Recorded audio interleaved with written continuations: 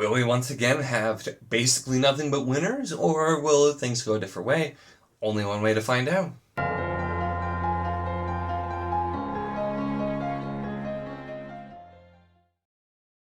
Hello and welcome to my channel. In this video we're doing episode 2 of the First Chapters Gauntlet, where I start working my way through 20 different books that I have chosen, that most of them I've had for a long time. I have no idea when I'm going to get to them, and I'm trying the first chapter to decide, is this something that I'm interested in, I want to keep, maybe even bump up, or is this something I don't think is going to be for me, and that I'm going to unhaul. And today we have Blood of the Four by Christopher Golden and Tim Levin. This was, I think, just a random book outlet pickup that I've gotten. We have The Tiger and the Wolf by Adrian Tchaikovsky. This is the first book of the Echoes saga. I have still not read any Tchaikovsky, and I know this one is supposed to be kind of interesting, but I've also had this, and I have the other two books, had it for a long time, and I just don't know, so it felt like it was a good option for this list. We have The Bone Maker by Sarah Beth Durst. I don't know much about this, besides the fact that it's about bones in some way. Bone magic seems popular anymore. I think that was also a random book outlet one, and I think the last two may have also been The Swords of Silence by Sean Curry. This is the first book of the Swords of Fire trilogy that it says. Don't really know anything about this one either. And The Thousand Deaths of Arthur Ben. This one I know specifically is the book where the magic works in dragon poop, and that is all I know about this. I know some people have really given this a lot of crap because of the fact that it uses the dragon poop. Some like it. I don't really know a whole lot else, so I'm interested to find out dragon poop and all with that one, and give that a shot as well, along with the rest of these also. So, we're going to start with Blood of the Four by Christopher Golden and Tim Levin. And I don't know either of these authors. I assume that they've written other things. Let's see. Okay, we do have a map. So here's our map here. Is this one map, or is this... I think this is two maps. So we have our main map of this island, and I see it mentions pirates at one point here too. And then we have this more detailed map as well. So, Blood of the Four, let's give it a shot. Okay, so Blood of the Four, immediately we're opening with the, spunky princess character who is sneaking around, getting into trouble.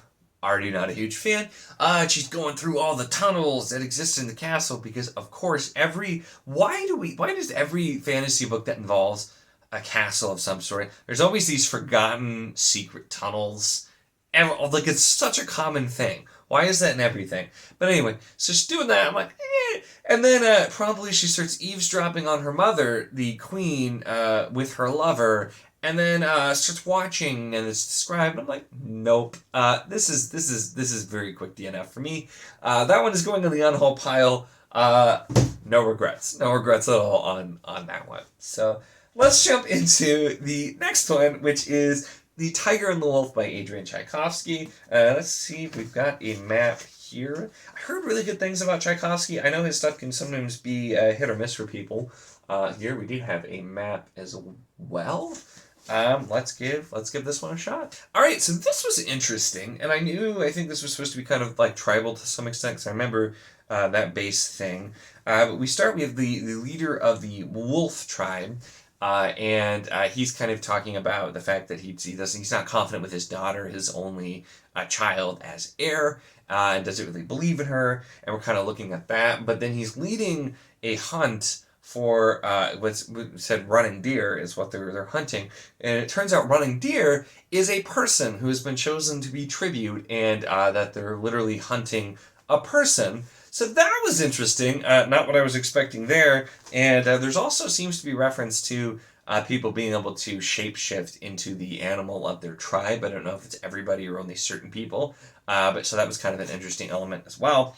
We then do look at his daughter, of course, who is mentioned, and she is kind of hated by a lot of people, I guess, and doesn't necessarily fit in, and then is talking about trials that are coming up, and usually people pass the trials, but if you don't pass the trials, then you'll be sacrificed to the wolf, basically, and that type of thing. And then there was a lot going on in this first chapter.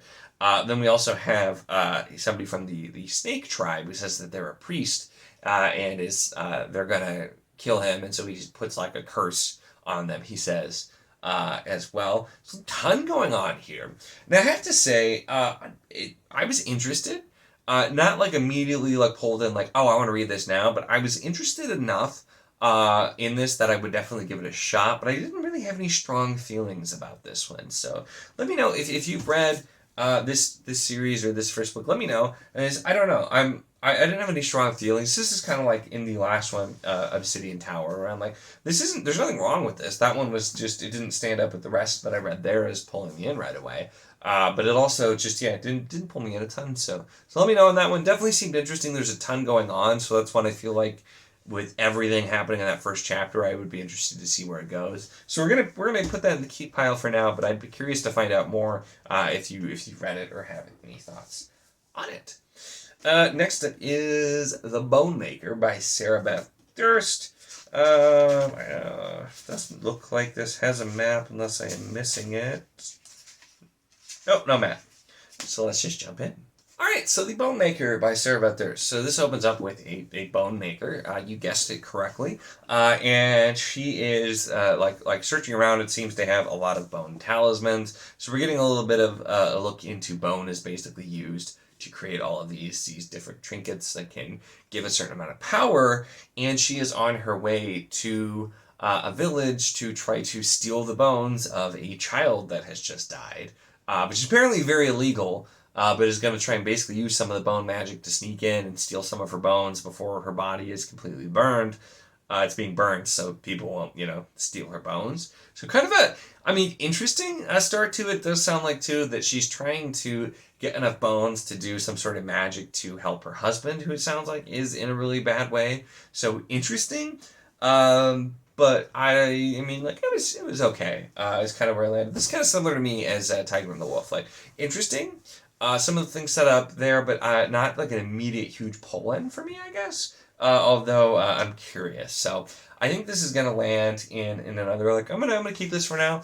Definitely nothing in it that was like, oh, no, I don't like that. It was interesting. It's okay. But I swear it's so hard to judge a book based on the first chapter with these last two. They could be amazing or they could be terrible, and I just wouldn't know based on the first chapter. But first chapter did enough. I feel like it did enough that I'm like, okay, I'm curious. So we'll see where it ends up. All right, let's jump into the next one, which is The Swords of Silence by Sean Curry. And let's give this one a shot here. Let's see if we have a map. Here, no map. There was a prologue though, so I probably have to read the prologue and the first chapter. How dare you? Even though I normally like prologues, but yeah, okay. Let's jump in. So this is historical fiction. I don't see any fantasy here. This was definitely described as a fantasy book when I got it. It intelligently presented historical fantasy. I don't know if the fantasy elements are coming in later, but this just seems to be, it's about Christian priests who were basically persecuted in feudal Japan, is kind of basically what it's sounding like here, and the shogun who wants to kill them all, which so real things, yeah, but I wasn't getting any fantasy here. I don't want to read this. So that is going into the on-haul pile. Did not realize that's just what it was. I don't have any problem with historical fiction, but this, especially the first chapter, did nothing to pull me in. I kept waiting. I'm like, is anything else going to happen? And I'm just like, no. And not what I thought it was. I guess that's what you get sometimes at the random ones, but that's definitely going to go into the on-haul pile. All right, let's finish it up with Dragon Poop itself, 1,000 Deaths of Arterben by Tyler Whitesides. Let's see. I'm just going to assume, I'm going to assume, that's actually pretty cool. I was assuming this one had a map. It's a big, chunky fantasy book. I feel like you have to have a map. This thing is chunky. It's, I guess it's not as long as it looks, but it's like 700 pages. So let's give it a shot. Well, it's a long first chapter when the lighting has changed now because it's dark outside. It wasn't dark yet when I started, but all right. So, 1,000 Deaths of Arterben. This feels to me kind of like a Sandersonian Lies of Locke Lamora type of mashup. And the first chapter, it was fun. It was a really long first chapter, and is setting up the character Arthur Banner Ard, who's like a con artist, who's pulling a con on a mobster, and of course through the narrative, we're getting an introduction on the different types of grit, which basically it seems like is not quite just dragon poop, but it's like different types of material when digested through a dragon and then fired by dragon fire have certain magical properties. So like, I don't even necessarily have an issue with that. I can see that just saying like it's a byproduct of dragons being magical creatures, but it seemed like so there's some that create like a bubble that pushes out. There's some that create like basically a anti-gravity type of field. So there's some just different things like that. We have like guns and stuff.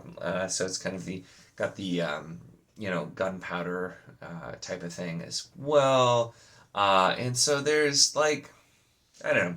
There's some things here that are kind of interesting, but I have such a bad track record with the books that feel very Sanderson-esque and aren't Sanderson. I feel like that kind of like the very rigid ruled magic with like the kind of half almost YA type of feel as well, that sort of thing. Whenever I read something like that, I just tend to end up not liking it. I've tried some others in the past, and they just haven't worked for me. And so because of the fact that I'm very uncertain on this, and I have a track record of not being a big fan of that kind of thing, and because this is really long, I think I'm going to move this to the unhaul pile. Books like that just tend not to work with me. What was that? Foundry Side was the other one that just felt very Sanderson, and it just didn't work for me. And there was something else a while back as well when I tried out, and it just kind of gives me that feel. Usually, unless it's Sanderson, like he's the exception. Like I like his books, but if anybody else is doing like the same thing, I tend to not be a huge fan. So I think we're gonna put that one in the unhaul. So.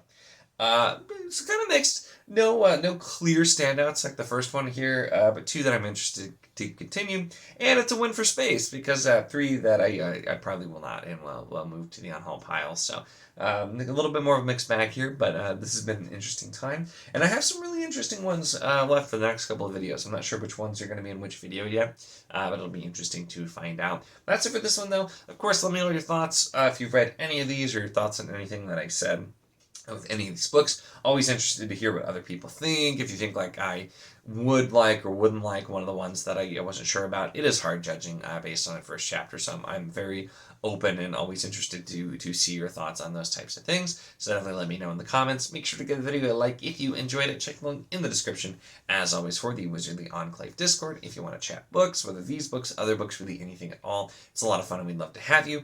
And of course, if you enjoy my content, make sure to subscribe.